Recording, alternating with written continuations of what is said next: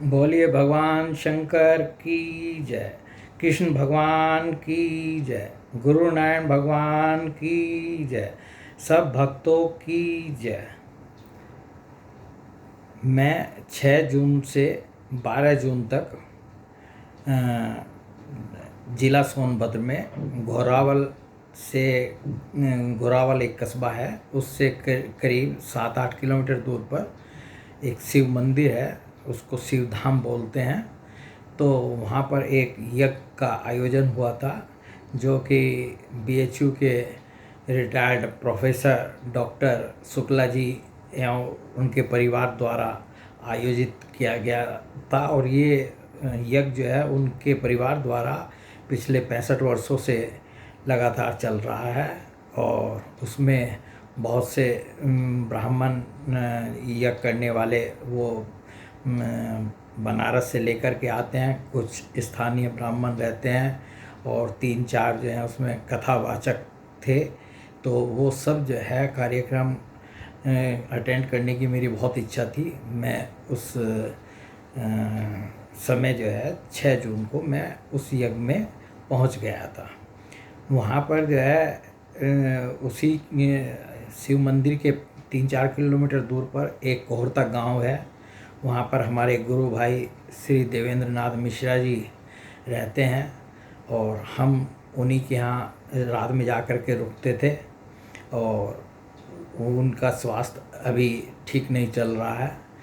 तो 7 जून को हम लोग सुबह जैसी जगह बैठे थे तो उनके बच्चों ने कुछ सुनने की इच्छा की। तो मैंने जो है ये सोचा भी था कि वहाँ भगवान शिव के धाम में हम जो है भगवान शिव से संबंधित कुछ प्रसंग जो है वो भगवान शिव के मंदिर में भी सुनाएंगे, और उस अवधि में यदि कोई अवसर होगा तो वो भी हम पढ़ेंगे, सुनेंगे।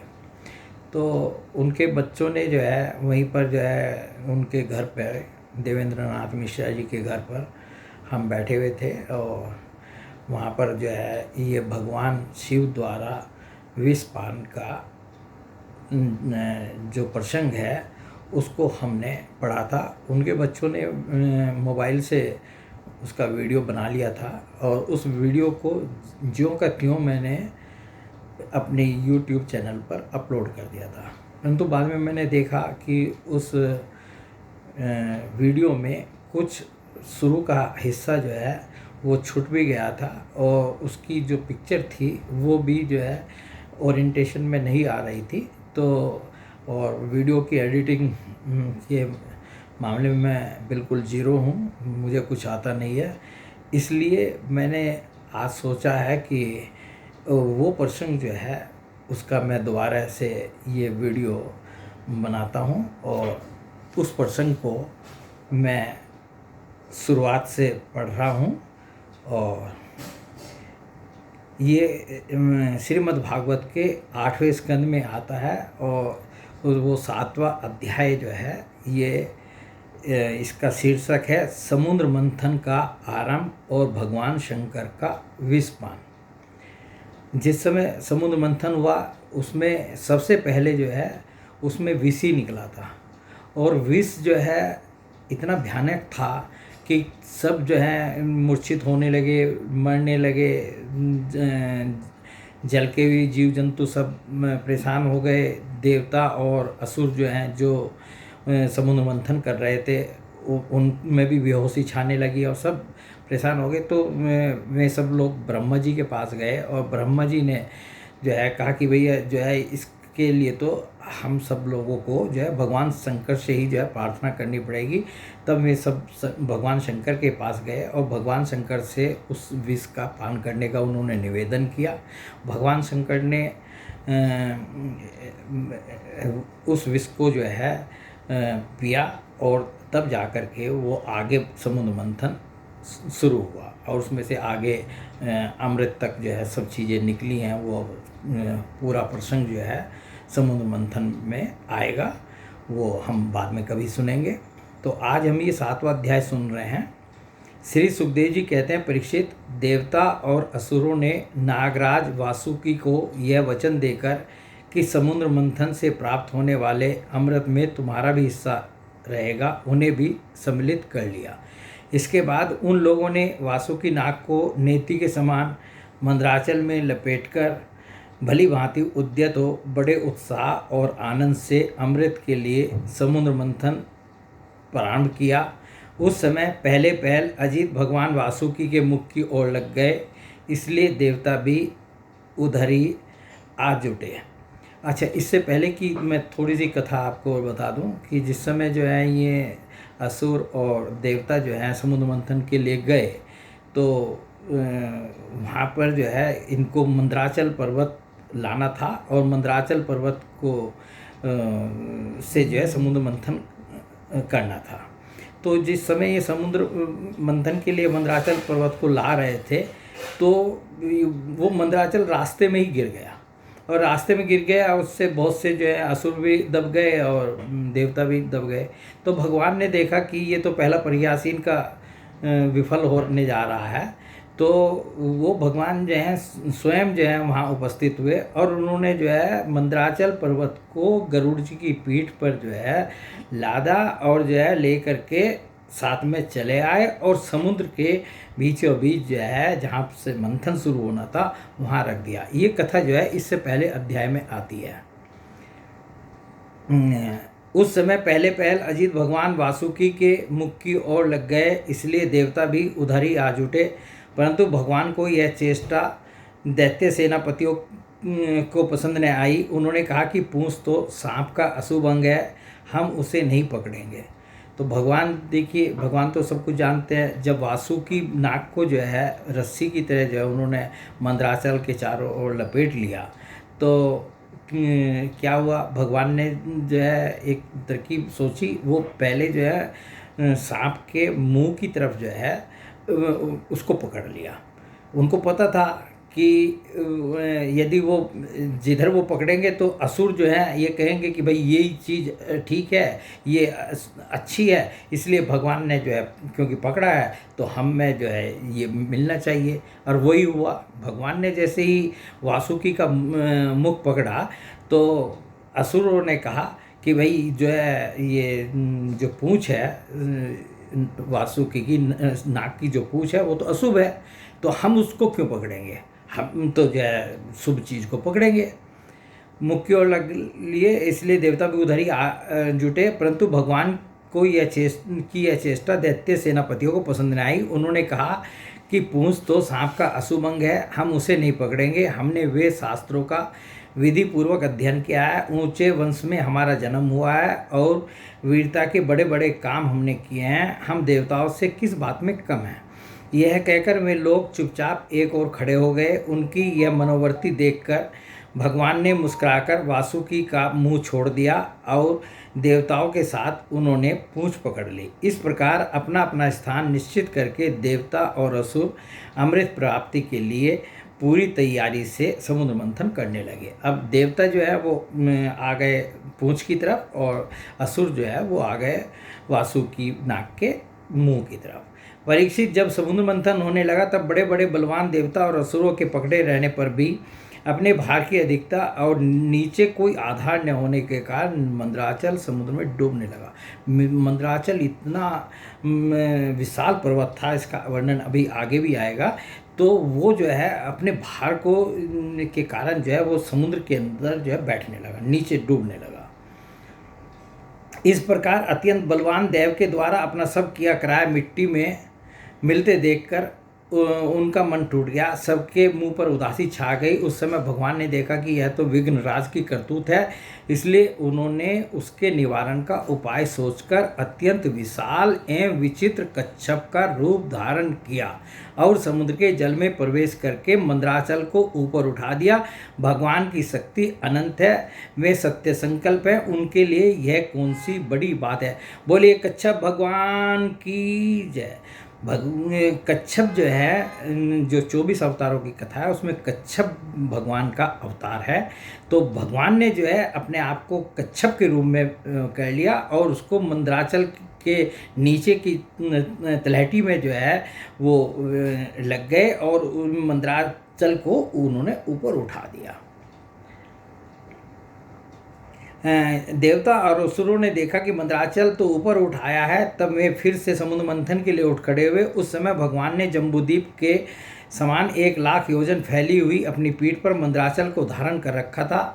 परीक्षित, जब बड़े बड़े देवता और असुरों ने अपने बाहुबल से मंदराचल को प्रेरित किया, तब वह भगवान की पीठ पर घूमने लगा। अनंत शक्तिशाली आदि कच्छप भगवान को उस पर्वत का चक्कर लगाना ऐसा जान पड़ता था मानो कोई उनकी पीठ खुजला रहा हो।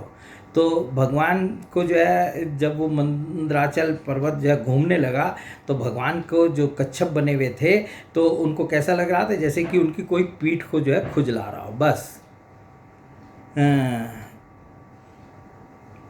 खुजला रहा हो। साथ ही समुद्र मंथन संपन्न करने के लिए भगवान ने असुरों में उनकी शक्ति और बल को बढ़ाते हुए असुर रूप में प्रवेश किया। अब देखिए, भगवान ने जो है समुद्र मंथन तो असुर और देवता कर रहे हैं, परंतु भगवान ने क्या क्या किया, असुरों में तो जो है उनकी शक्ति और बल को बढ़ाया और बल बढ़ाते हुए असुर रूप में प्रवेश किया। मतलब उन्होंने भगवान जो है असुर रूप में प्रवेश किया और वैसे ही उन्होंने देवताओं को उत्साहित करते हुए उनमें देव रूप से प्रवेश किया और देवताओं में जो है देव रूप से प्रवेश किया और वासुकी नाग में निंद्रा के रूप में। और उसको बेचारे को वासुकी को कष्ट ना हो तो इसलिए भगवान ने जो है उसको निंद्रा के रूप में वासुकी नाग में प्रवेश किया। इधर पर्वत के ऊपर दूसरे पर्वत के समान बनकर सहस्रबाहु भगवान अपने हाथों से उसे दबाकर स्थित हो गए। अच्छा, जब जो है यदि पर्वत चलेगा घूमेगा तो वो जो है हिले डुलेगा भी, इधर उधर भी भाग सकता है, तो उसका स्थिर रखना भी बहुत ज़रूरी है। तो उसके लिए भगवान ने जो है एक रूप और धारण किया और अपनी 1000 भुजाओं, सहस्रबाहु हजारों भुजाओं वाला जो है अपना हाथ से जो है उसको दबा लिया ताकि वो स्थिर भी रहे। और जो है सहस्रबाहु भगवान अपने हाथों से उसे दबाकर स्थित हो गए। उस समय आकाश में ब्रह्मा, शंकर, इंद्र आदि उनकी स्तुति और उनके ऊपर पुष्पों की वर्षा करने लगे। इस प्रकार भगवान ने पर्वत के ऊपर उसको दबा रखने वाले के रूप में, नीचे उसके आधार कच्छप के रूप में, देवता और असुरों के शरीर में उनकी शक्ति के रूप में, पर्वत में दृढ़ता के रूप में और नेति बने हुए वासों की नाग में निंद्रा के रूप में, जिससे उसे कष्ट न हो, प्रवेश करके सब ओर से सबको शक्ति संपन्न कर दिया। अब वे अपने बल के मद से उन्मत्त होकर मंदराचल के द्वारा बड़े वेग से समुद्र मंथन करने लगे। अब बताइए, सारा काम तो भगवान कर रहे हैं। ऊपर से मंदराचल को दबाया, असुरों में जो है उनकी बल और शक्ति उनको दी, देवताओं को देव दिया और नीचे कच्छप बन करके जो है स्वयं मंदराचल को उठाए और मंदराचल को भी जो है स्थिर किया। तो सारा काम तो जो है, परंतु वो जो है उसका श्रेय जो है भगवान जो है देवताओं को और असुरों को देना चाहते हैं। तो काम सारा का सारा भगवान कर रहे हैं। जितना भी समुद्र मंथन में काम हुआ सब भगवान ने किया, परंतु जो है श्रेय जो है असुरों को और देवताओं को मिले, इसलिए जो है ये सब करने लगे। उस समय समुद्र और उसमें रहने वाले मगर, मछली आदि जीव क्षुब्ध हो गए। नागराज वासुकी के हजारों कठोर नेत्र, मुख और श्वासों से विष की आग निकलने लगी।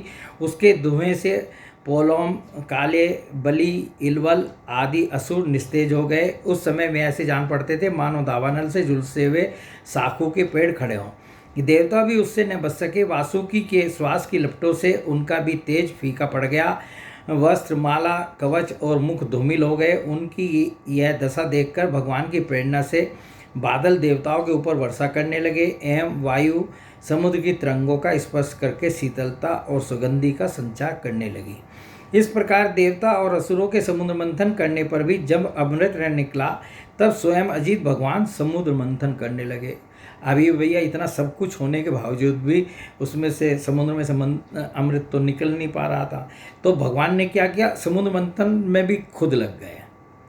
मेघ के समान सांवले शरीर पर सुनहला पीताम्बर, कानों में बिजली के समान चमकते हुए कुंडल, सिर पर लहराते हुए घुंघराले बाल, ये भगवान के सौंदर्य का वर्णन है। नेत्रों में लाल लाल रेखाएं और गले में वनमाला सुशोभित हो रही थी। संपूर्ण जगत को अभयदान करने वाले अपने विश्व विजयी भुजदंडों से वासुकी नाग को पकड़कर तथा कूर्म रूप से पर्वत को धारण कर जब भगवान मंदराचल की मथानी से समुद्र मंथन करने लगे, उस समय में दूसरे पर्वतराज के समान बड़े ही सुंदर लग रहे थे। जब अजीत भगवान ने इस प्रकार समुद्र मंथन किया, तब समुद्र में बड़ी खलबली मच गई। मछली, मगर, सांप और कछुए भयभीत होकर ऊपर आ गए और इधर उधर भागने लगे। तिमी, तिमिंगल आदि मत्स्य, समुद्री हाथी और ग्राह व्याकुल हो गए। उसी समय पहले पहल हलाहल नाम का अत्यंत उग्र विष निकला। वह अत्यंत उग्र विष दिशा विदिशाओं में ऊपर नीचे सर्वत्र उड़ने और फैलने लगा। इस असह्य विष से बचने का कोई उपाय भी तो न था। भयभीत होकर संपूर्ण प्रजा और प्रजापति किसी के द्वारा त्राण न मिलने पर भगवान सदाशिव की शरण में गए। भगवान शंकर सती जी के साथ कैलाश पर्वत पर विराजमान थे। बड़े बड़े ऋषि मुनि उनकी सेवा कर रहे थे। वे वहाँ तीनों लोकों के अभ्युदय और मोक्ष के लिए तपस्या कर रहे थे। प्रजापतियों ने उनका दर्शन करके उनकी स्तुति करते हुए उन्हें प्रणाम किया। तो क्या किया, ये जो जब वो विष निकलने लगा और वो सब उससे भयभीत हो गए, कष्ट पाने लगे, तो सब जो है भगवान सदाशिव की शरण में गए। भगवान शंकर तो दयालु हैं ही हैं, और जाकर के वहाँ पर उनकी स्तुति की उन्होंने। बड़ी अच्छी सुंदर स्तुति है ये तो, और प्रणाम किया। प्रजापतियों ने भगवान शंकर की स्तुति की। देवताओं के आराध्य देव महादेव, आप समस्त प्राणियों के आत्मा और उनके जीवन दाता हैं। हम लोग आपकी शरण में आए हैं। त्रिलोकी को भस्म करने वाले इस उग्र विष से आप हमारी रक्षा कीजिए। सारे जगत को बांधने और मुक्त करने में एकमात्र आप ही समर्थ हैं। इसलिए विवेकी पुरुष आपकी ही आराधना करते हैं, क्योंकि आप शरणागत की पीड़ा नष्ट करने वाले एवं जगत गुरु हैं। पर वो अपनी गुणमयी शक्ति से इस जगत की सृष्टि, स्थिति और प्रलय करने के लिए आप अनंत एक रस होने पर भी ब्रह्मा, विष्णु, शिव आदि नाम धारण कर लेते हैं।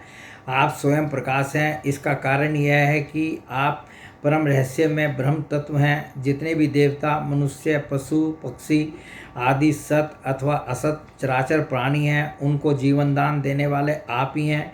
आपके अतिरिक्त सृष्टि भी और कुछ नहीं है, क्योंकि आप आत्मा हैं। अनेक शक्तियों के द्वारा आप ही जगत रूप में भी प्रतीत हो रहे हैं, क्योंकि आप ईश्वर हैं, सर्वसमर्थ हैं। समस्त वेद आपसे ही प्रकट हुए हैं, इसलिए आप समस्त ज्ञानों के मूल स्रोत, स्वतः सिद्ध ज्ञान हैं।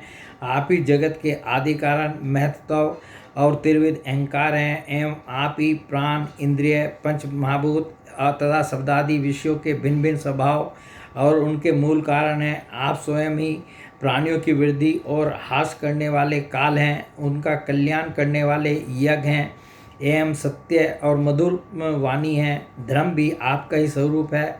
आप ही ए, उ, मैं इन तीनों अक्षरों से युक्त प्रणव हैं, अथवा त्रिगुणात्मिका प्रकृति हैं, ऐसा वेदवादी महात्मा कहते हैं। सर्वदेव स्वरूप अग्नि आपका मुख है। तीनों लोकों के अभ्युदय करने वाले शंकर, यह पृथ्वी आपका चरण कमल है। आप अखिल देव स्वरूप हैं। यह काल आपकी गति है। दिशाएं कान हैं और वरुण रसनेन्द्रिय हैं। आकाश नाभि है, वायु श्वास है, सूर्य नेत्र हैं और जल वीर्य है। आपका अहंकार नीचे ऊंचे सभी जीवों का आश्रय है। चंद्रमा मन है और प्रभु सर्व आपका सिर है। ये भगवान के विराट स्वरूप में, जहाँ पे भी श्रीमद्भागवत में भगवान के विराट स्वरूप का वर्णन आया है, लगभग इसी प्रकार का आया है। वेद स्वरूप भगवान, समुद्र आपकी कोख है, पर्वत हड्डियाँ हैं, सब प्रकार की औषधियाँ और घास आपके रोम हैं, गायत्री आदि छंद आपकी सातों धातुएं हैं और सभी प्रकार के धर्म आपके हृदय हैं। स्वामिन सद्योजात आदि 5 उपनिषद ही आपके तत्पुरुष, अघोर, सद्योजात, वामदेव और ईशान नामक 5 मुख हैं। उन्हीं के पदच्छेद से 38 कलात्मक मंत्र निकले हैं। आप जब समस्त प्रपंच से उपरत होकर अपने स्वरूप में स्थित हो जाते हैं तब उसी स्थिति का नाम होता है शिव। वास्तव में वही स्वयं प्रकाश परमार्थ तत्व है। धर्म की दंभ लोभ आदि तरंगों में आपकी छाया है, जिनसे विविध प्रकार की सृष्टि होती है। वे सत्व रज और तम आपके 3 नेत्र हैं। प्रभो, गायत्री आदि छंद रूप सनातन वेद ही आपका विचार है, क्योंकि आप ही सांख्य आदि समस्त शास्त्रों के रूप में स्थित हैं और उनके कर्ता भी हैं। भगवान, आपका परम ज्योतिर्मय स्वरूप स्वयं ब्रह्म है। उसमें न तो रजोगुण तमोगुण एवं सतगुण है और न किसी प्रकार का भेदभाव ही। आपके उस स्वरूप को सारे लोकपाल, यहाँ तक कि ब्रह्मा विष्णु और देवराज इंद्र भी नहीं जान सकते। आपने कामदेव, दक्ष के यज्ञ, त्रिपुरासुर और कालकूट विष, जिसको आप अभी अभी अवश्य पी जाएंगे, और अनेक जीवद्रोही असुरों को नष्ट कर दिया है। परंतु यह कहने से आपकी कोई स्तुति नहीं होती, क्योंकि प्रलय के समय आपका बनाया हुआ यह विश्व आपके ही नेत्र से निकली हुई आग की चिंगारी एवं लपट से जलकर भस्म हो जाता है, और आप इस प्रकार ध्यान मग्न रहते हैं कि आपको इसका पता ही नहीं चलता। जीवन मुक्त आत्माराम पुरुष अपने हृदय में आपके युगल चरणों का ध्यान करते रहते हैं तथा आप स्वयं भी निरंतर ज्ञान और तपस्या में ही लीन रहते हैं। फिर भी सती के साथ रहते देखकर जो आपको आसक्त एवं शमशानवासी होने के कारण उग्र अथवा निष्ठुर बतलाते हैं, वे मूर्ख आपकी लीलाओं का रहस्य भला क्या जाने। उनका वैसा कहना निर्लजता से भरा है। इस कार्य और कारण रूप जगत से परे माया है और माया से भी अत्यंत परे आप हैं। इसलिए प्रभु, आपके अनंत स्वरूप का साक्षात ज्ञान प्राप्त करने में सहसा ब्रह्मा आदि भी समर्थ नहीं होते। फिर स्तुति तो कैसे कर सकते हैं। ऐसी अवस्था में उनके पुत्रों के पुत्र हम लोग कह ही क्या सकते हैं। फिर भी अपनी शक्ति के अनुसार हमने आपका कुछ गुणगान किया है। हम लोग तो केवल आपके इसी लीला विहारी रूप को देख रहे हैं, आपके परम स्वरूप को हम नहीं जानते। महेश्वर, यद्यपि आपकी लीलाएं अव्यक्त हैं, फिर भी संसार का कल्याण करने के लिए आप अव्यक्त रूप से भी रहते हैं। श्री सुखदेव जी कहते हैं, परीक्षित, प्रजा का यह संकट देखकर समस्त प्राणियों के अकारण बंधु देवादिदेव भगवान शंकर के हृदय में कृपावश बड़ी व्यथा हुई। उन्होंने अपनी प्रिया सती से यह बात कही। शिवजी ने कहा, देवी, यह बड़े खेद की बात है। देखो तो सही, समुद्र मंथन से निकले हुए कालकूट विष के कारण प्रजा पर कितना बड़ा दुख आ पड़ा है। ये बेचारे किसी प्रकार अपने प्राणों की रक्षा करना चाहते हैं।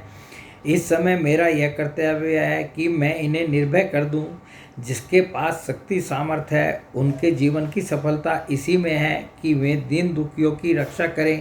सज्जन पुरुष अपने क्षणभंगुर प्राणों की बलि देकर भी दूसरे प्राणियों के प्राण की रक्षा करते हैं। कल्याणी अपने ही मोह की माया में फंसकर संसार के प्राणी मोहित हो रहे हैं और एक दूसरे से वैर की गांठ बांध बैठे हैं। उनके ऊपर जो कृपा करता है उस पर सर्वात्मा भगवान श्री कृष्ण प्रसन्न होते हैं, और जब भगवान प्रसन्न हो जाते हैं तब चराचर जगत के साथ मैं भी प्रसन्न हो जाता हूँ। इसलिए अभी अभी मैं इस विष को भक्षण करता हूँ, जिससे मेरी प्रजा का कल्याण हो। इस प्रकार जो है भगवान शंकर ने अपनी अर्धांगिनी जो सती जी साथ में बैठी हुई थी उनसे जो है ये सब कहा, और एक प्रकार से उनसे अनुमति भी ली विष पीने की, कि इनको जो है पता होना चाहिए कि भैया मैं विष पीने जा रहा हूँ, तो उनसे अनुमति मांगी। तो अब सती जी का वो देखिए चरित्र, भगवान जो है भगवान की वो शक्ति के बारे में सब कुछ जानती थी, तो इसलिए उनका तो जो उत्तर है वो आप समझ ही गए होंगे। विश्व के जीवन दाता भगवान शंकर इस प्रकार सती देवी से प्रस्ताव करके उस विष को खाने के लिए तैयार हो गए। देवी तो उनका प्रभाव जानती ही थी, उन्होंने हृदय से इस बात का अनुमोदन किया। भगवान शंकर बड़े कृपालु हैं। कोई बताइए, ये जो आजकल के संसारिक व्यक्ति जो हैं भगवान के ऊपर और जो है इतने आक्षेप और वो सब कहते हैं, कोई पति जो है अपनी पत्नी से पूछ करके कहेगा कि देखो मैं विष खाने जा रहा हूँ, और उसकी पत्नी जो है उसको आज्ञा दे दे कि हाँ तुम विष खा लो, तो यहाँ भगवान शंकर को माता सती जो है वो आज्ञा दे रही हैं कि आप जो है, भगवान शंकर बड़े दयालु हैं, उनकी शक्ति से समस्त प्राणी जीवित रहते हैं। उन्होंने उस तीक्ष्ण हलाहल विष को अपनी हथेली पर उठाया और भक्षण कर गए। वह विष जल का पाप मल था, उसने शंकर जी पर भी अपना प्रभाव प्रकट कर दिया।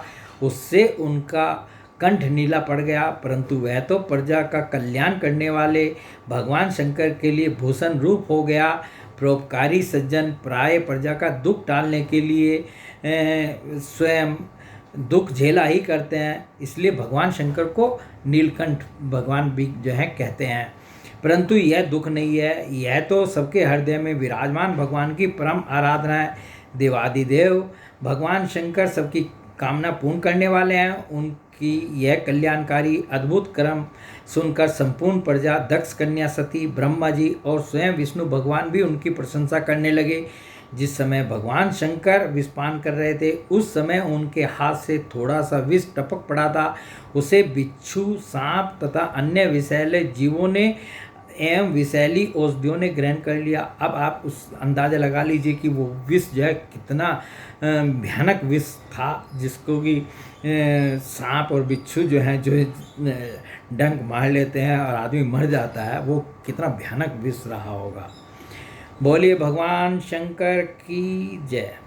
तो ये अध्याय समाप्त हो गया, और आज का ये प्रसंग समाप्त करने से पहले मैं थोड़ा सा जो है उस जहाँ पर हम यज्ञ में गए थे शिव धाम में, तो उसके बारे में थोड़ा सा बताना चाहता हूँ। वो शिव धाम जो है एक सिद्ध पीठ है, उसमें भगवान शंकर और माँ पार्वती की जो मूर्ति है वो युगल मूर्ति है, वो स्वयं जो है प्रकट हुई थी, जमीन से जो है वो निकली हुई है। उसमें और भी अन्य जितनी भी पत्थर की मूर्तियाँ दूसरी जगह भी रखी हुई हैं, अधिकतर मूर्तियाँ जो हैं सब उसमें जो हैं, कोई भी गढ़ी हुई मूर्ति वहाँ उस मंदिर में जो है शायद नहीं है। और जो है वो मंदिर बहुत प्राचीन मंदिर है और बहुत सिद्ध जगह है। और मेरा तो अपना स्वयं का ये मानना है कि वो उस सिद्ध पीठ पे जो है भगवान जो है भगवान शंकर करुणा वरुणालय जो दयालु जो हैं वो सबकी कष्ट भी जो हैं हरते हैं। यदि किसी के ऊपर मृत्यु संकट भी हो, मृत्यु संकट भी जो है भगवान शंकर जो है वो हर लेते हैं, हर लेने में जो है वो सक्षम है सब कुछ। तो उस शिव धाम में जो है वो यज्ञ हो रहा था, और उस यज्ञ का जैसे मैंने बताया, उस यज्ञ का पहले दिन का एक वीडियोग्राफर से हमने वीडियो बनवाया था, उसको इसी YouTube चैनल पर ही अपलोड किया है। और अंतिम दिन का भी उसका वीडियो बनाया है, वो अभी उसने वीडियोग्राफर ने भेजा नहीं है, हो सकता है 2-4 दिन में आ जाए। जैसे ही वो आएगा तो उस वीडियो को भी मैं जो है आप लोगों के दर्शन के लिए जो है डालूँगा। और इसके अलावा उसमें जो है जो कथा वगैरह होती रहती थी, और उसमें मुझे भी कुछ थोड़ा सा अवसर मिलता था भगवान शंकर से संबंधित प्रसंगों को सुनाने का। उसका भी एक अलग वीडियो शायद उसने बनाया है, तो वो सब मोबाइल से बने हुए हैं। और जो अंतिम दिन का वीडियो है वो प्रॉपर कैमरे से बना है, और बाकी सब मोबाइल के वीडियो हैं, उन्हीं की एडिटिंग वगैरह करके उसने भेजेगा, तो मैं उन दोनों वीडियो को डालूँगा। बोलिए भगवान शंकर की जय, कृष्ण भगवान की जय, गुरु नारायण भगवान की जय, समस्त भक्तों की जय।